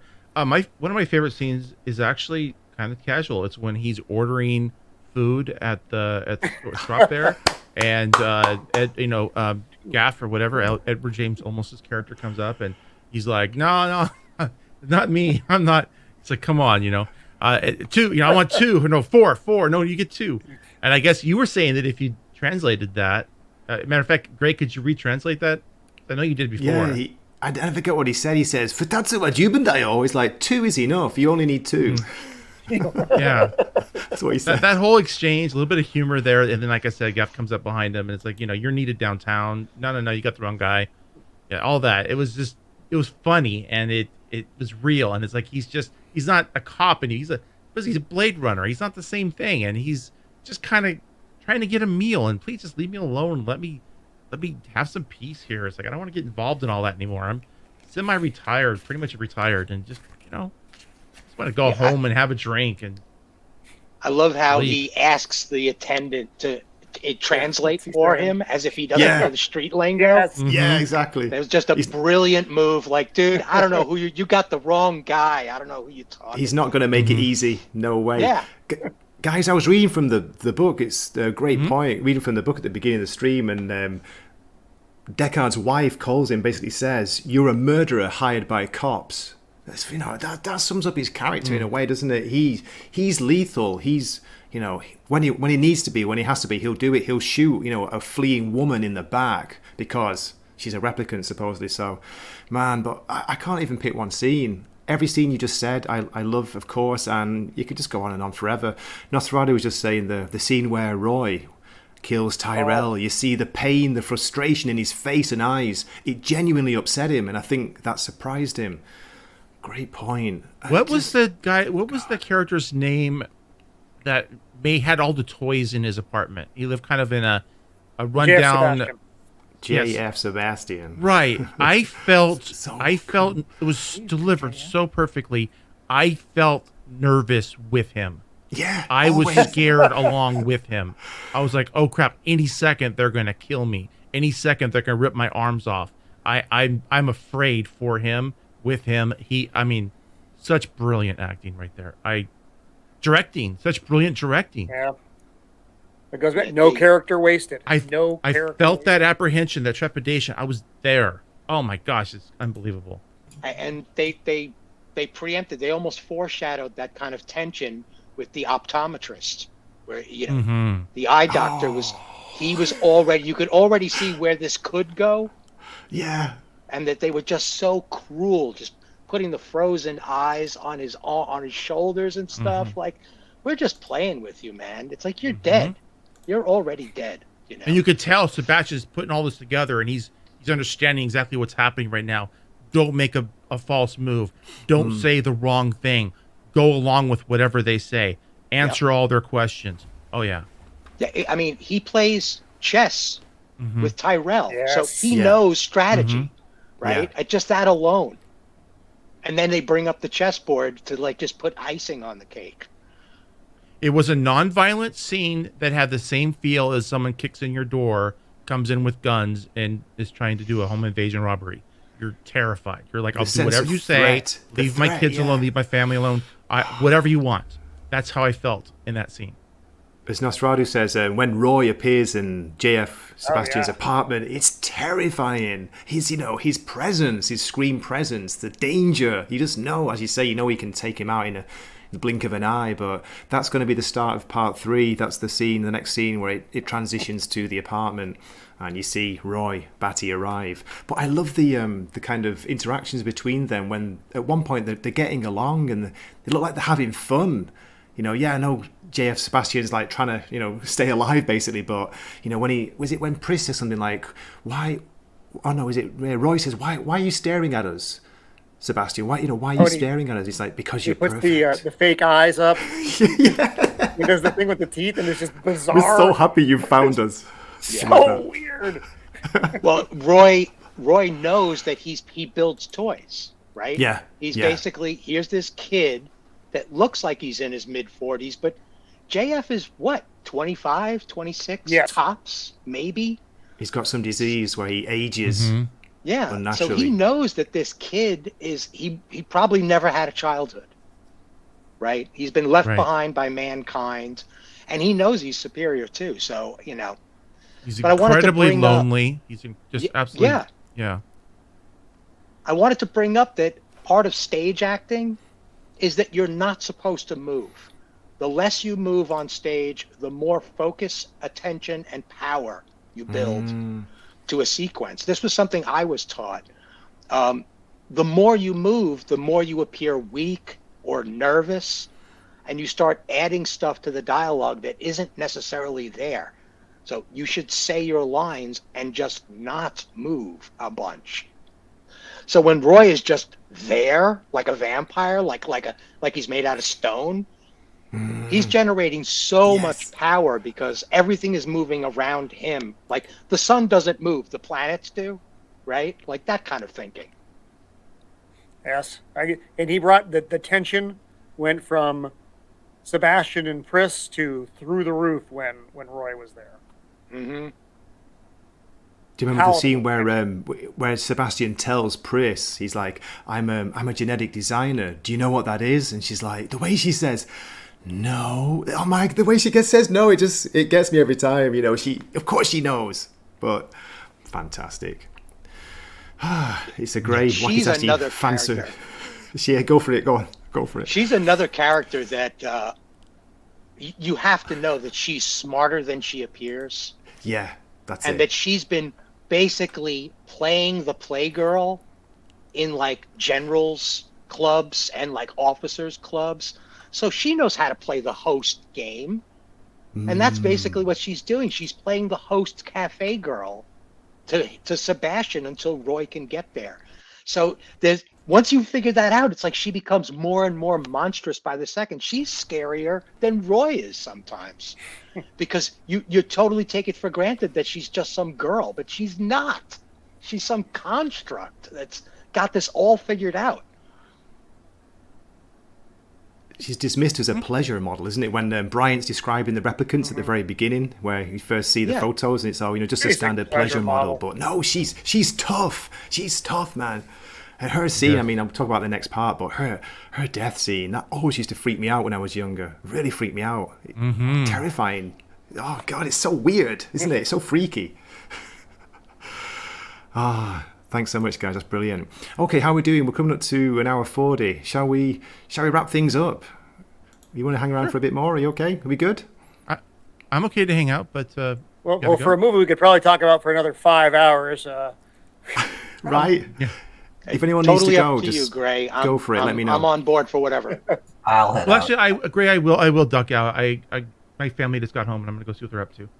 OBG and So Daniel as well. it. Thank you so much. Please shout out your channel, OBG, before you go. Oh, yeah, just OBG F70 over there on YouTube.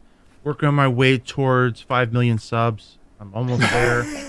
So, any day now I'll hit that number. And, Me too.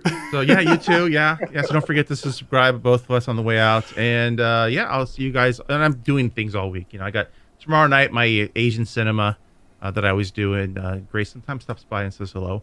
Tomorrow we're talking about Seven Samurai.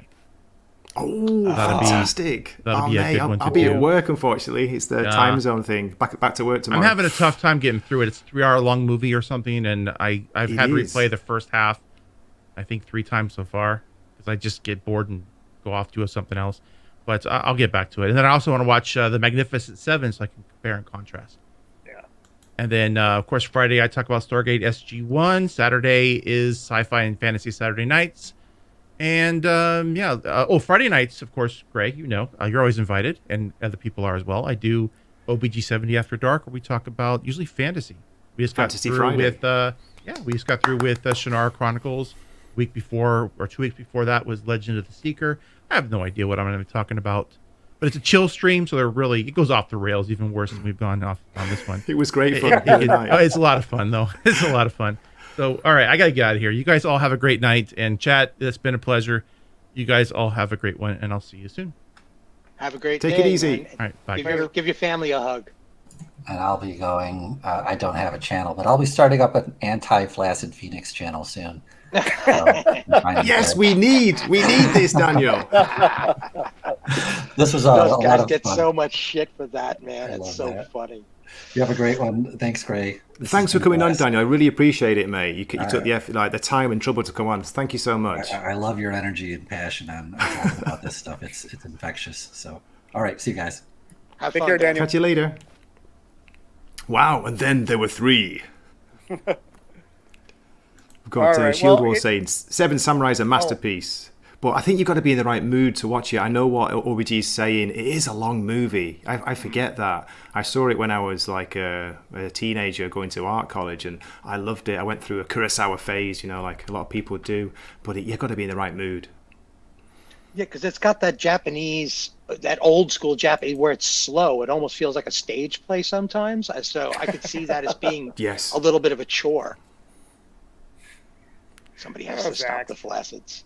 Roman, are you okay? You were saying something. No, I'm gonna bow out myself right now. Okay. You become long-winded and you become sick of me. So, but I did want to say thank you so much for doing this again. I'm really looking forward to part 3 of this. Your breakdown of the movie itself is phenomenal, and then I very much have enjoyed these after talks. They're a lot of fun where we get to nerd out as a group over what you just talked about. So a lot of fun, and thank you for again having me.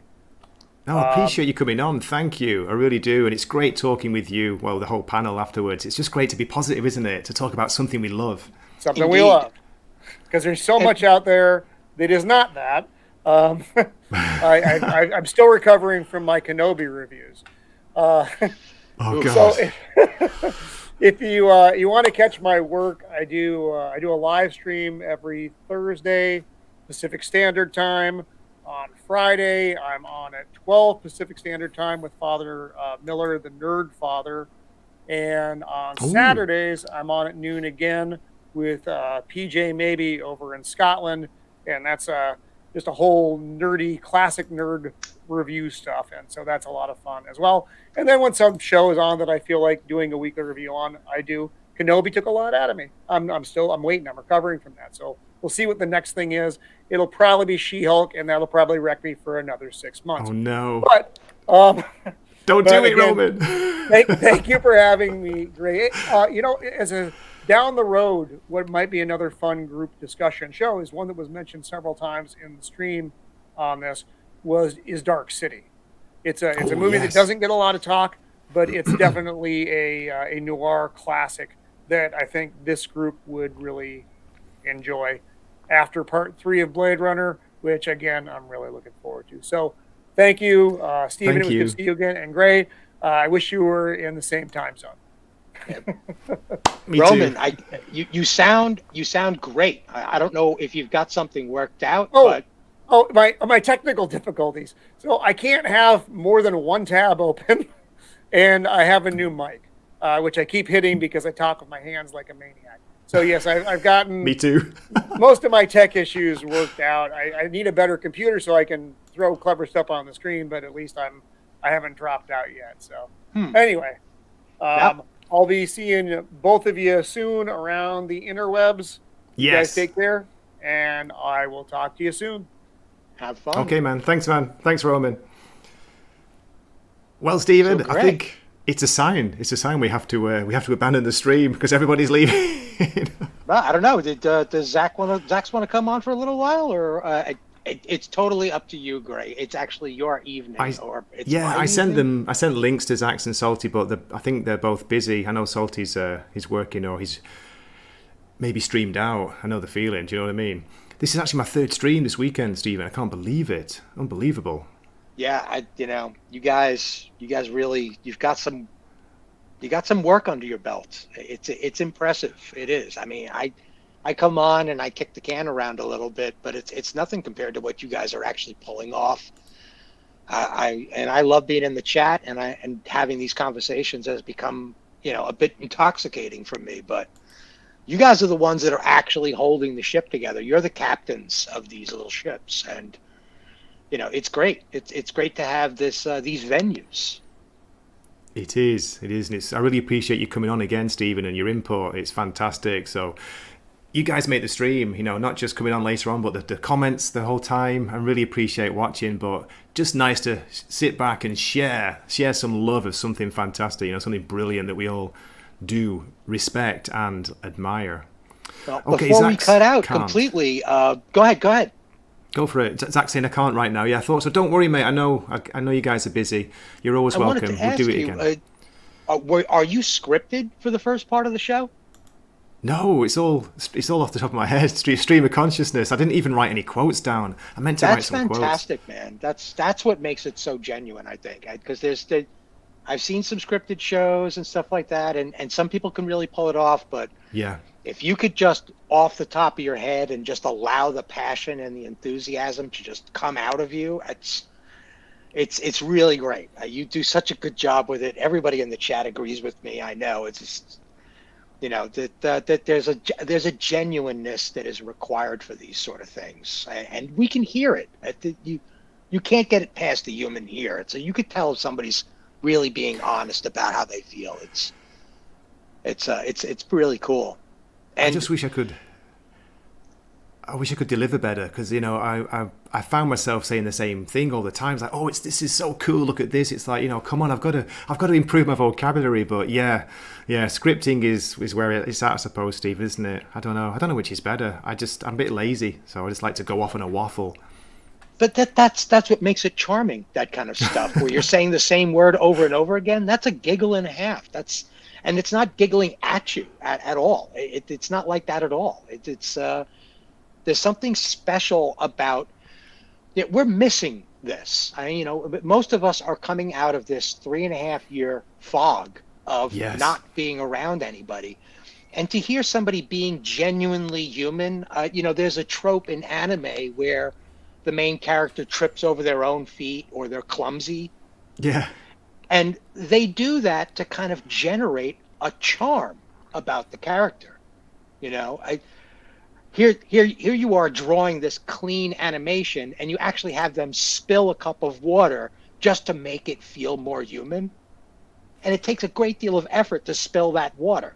on screen. I mean, you have to draw the water, you have to draw the cup, you show the drips of water going off the side of the table, and it's all to set the gravity of the universe, that this is really happening to somebody. So when you say stuff like that and then you turn around and you call yourself on it and you get a giggle out of it, that's it, man. We're all on board. We're all on board. I really appreciate you saying that, and oh man, there's some love in the chat as well. Like, you guys and girls out there, thank you so much. I'm glad I can maybe give a little bit of my enthusiasm and share it with you, but we're all talking about the same thing and we all love it, so it's easy to talk about this. That's why I don't bother scripting it. All I do to prepare is I watched it this morning, like the next 40 minutes, and just took some screen captures, But Stephen, it's hard not to take too many, getting lost in, like, I want to photograph this bit and this bit. It's like, it could be going on forever. So I was you did a great little job bit stricter. Thank you. I appreciate that. Okay. Yeah, well, let's wrap things up, Stephen. Does that sound good? Absolutely. Before we finish, do you want to shout anything out, or you want to recommend something even? I've got all of my celebrities are in the chat. I don't know what else to say. I know. There's It's Salty, amazing. There's Zax. They're not on screen. I'm on screen. This is so strange. I talked about almost everything but the movie. It's hysterical. No, it was cool. It was so good. And that's what live streams are all about. I love the way we go off, different tangents. It takes you to some really interesting places. Yeah. Speaking of which, and then we'll just call it a night. I'm in the usual places. I'm big cheerleader boy in the Twitter, shouting out anybody I find interesting or topical on YouTube. Those are basically the two venues that I'm playing around with. I'm in a couple of Discords, but usually they're specific to the Discord. But that all said, Dark City, I highly recommend you just watching the first few minutes of whichever cut you feel. Yeah. And keep in mind that this came out less than 6 months before The Matrix. If you watch just the first half an hour with that in mind, you will see that The Matrix just trampled over the impact of this film. It just blows my mind that it just trampled over it. It's really uncanny because the beats are almost by the second from The Matrix. I'd forgotten it came out the universe just before. breaks to the character at the same time. What's going on with the main character is almost the same as with Neo. There are so many parallels to the two features that it is almost a discussion in itself, not necessarily the feature that we'd be talking about. So, yeah. And I know, you could see in the chat, Dark City is a just total boots on the ground cult classic as far as a lot of fans are concerned. So, and it is super noir. It's creepy, like a Twilight Zone creepy. Was it the director of The Crow, Stephen? Is that right? Was it Alex Yes, it was. Proyas? Right. Yep. I'd forgotten it came out just before Matrix. How crazy. How, timing. Talk about zeitgeist again. It was crazy. And then it completely blanked it off the map. It just completely blew it out of the water. It just was gone. It was just gone. The next time it showed up was a couple of director's cuts and stuff like that. Was the next time it came out above water. But yeah, That's it was kind of freaky. happened. I remember seeing it in the theater and just being like, wow. I just blew my mind. I missed it because I was over in Australia at the time. I remember when the Matrix came out, I was doing a working holiday there. So yeah, I missed Dark City. I saw it later on DVD. Right. That's really interesting. I had no idea. And Russell Sewell was incredible in the role. Yeah, I remember. He's a great performance. He kind of came out of nowhere for me for that movie. I think he's a British actor. He'd been on like British TV a lot, but I didn't know him in movies. Same director as Conan, by the way, too, disappeared. if I'm not mistaken. Ooh.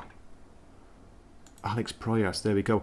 Before we finish as well, Stephen, I've got to say one more thing. Thank you so much for introducing me to Ryan Roger Athay. I think you recommended one of his videos on Twitter, and I did an interview with him yesterday. Oh, yesterday, you did? my time. It was great chatting with him. He's such a charming little fellow. He's so charming. I mean, is he a hobbit or is he a dwarf? I can't tell. I can't tell. He's a great talker. I love his accent as well, and he's very clever. He's got a wise head on his shoulders. Let's say that. And proof that you don't need much to make this all happen, because he's pencil and paper. He's got his phone. He uploads at the library, and he's not bashful about how low tech he is. It's actually part of the charm of his videos is that it's super low tech. Yeah, and he makes bloopers, and it's like he asks his audience to like chat in the chat that comment how many bloopers did I make this episode. Like he tells them, and he makes a mock of himself, because what are you supposed to do with that nervous energy? I just play with it. Your audience wants to hear how human you are. You're not doing Shakespeare. You're doing a live stream. It's like, stop doing Shakespeare. You don't need to do Shakespeare. That's not what this is about. That's not what this is about. Hey, nice to see Snacks and Comics. Just dropped a comment at the end. Was listening in while doing puppets maintenance. Great show. Thank you. Okay, Stephen. On that note, let's close off. Here we go. I'll just drop the closer, and then if you want to hang around in the chat for a few minutes after we finish, before we say. So thank you so much for watching. Thank you for joining me on the panel. Thank you for all your input, everybody who's watched in the chat and everyone who came on, the guests. I'll be dropping links on the video later on. Everyone's channels will be there, and Stephen, your Twitter. Good. I'll pop that in, of course. I don't think I have OB, and Daniel said he really didn't have anything, but I've got Roman already. Okay, nice one. Okay, and on that note, let's say, see you in part 3, which hopefully will be in a couple of weeks when I get another Monday for me. Monday off, so Sunday night American time. Okay, there we go. Final comments. Great stream, says Shieldwall. Shieldwall, thanks for watching. And Nosferatu, my brother, my vampire brother. I really appreciate it, mate. You take care. Okay, where are we? Boom. Wakizashi's Teahouse. Please subscribe.